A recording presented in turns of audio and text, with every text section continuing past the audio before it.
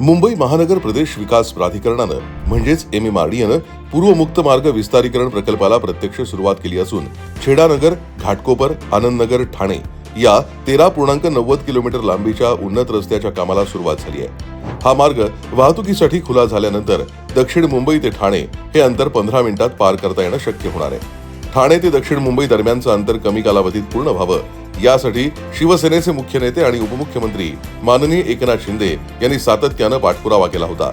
ठाणेकरांचा मुंबईपर्यंतचा प्रवास सुकर होण्यासाठी एकनाथ शिंदे यांनी घेतलेल्या प्रयत्नांना यश येताना दिसतंय। पूर्व मुक्त मार्गामुळे डिमेलो रोड ते चेंबूर हा प्रवास वेगवान झालाय। मात्र इथून पुढचा प्रवासही गतिमान व्हावा यासाठी MMRDAनं ईस्टर्न फ्रीवेचा विस्तार करण्यास दिशा दिली आहे। यामुळे दक्षिण मुंबई, चेंबूर, घाटकोपर आणि ठाणे यांच्यातील संपर्क अधिक सुकर होणार आहे।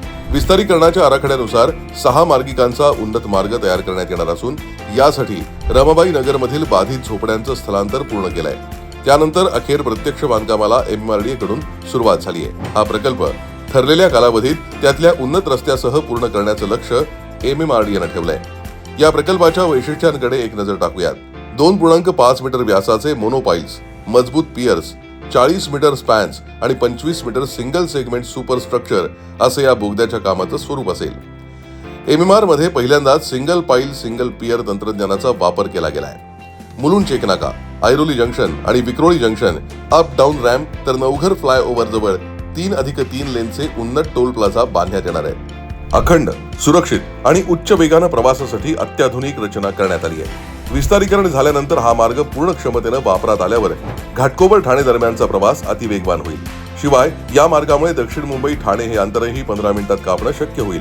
या संपूर्ण प्रकल्पाच्या कामाला सुमारे 4 वर्ष लागण्याचा अंदाज असून उन्नत मार्ग सुरू झाल्यानंतर मुंबईच्या पूर्व उपनगरांपासून ठाण्यापर्यंतची कनेक्टिव्हिटी अधिक जलद आणि नियोजित होईल आणि पर्यायानं उपमुख्यमंत्री एकनाथ शिंदे यांची मेहनत देखील फळाला येईल।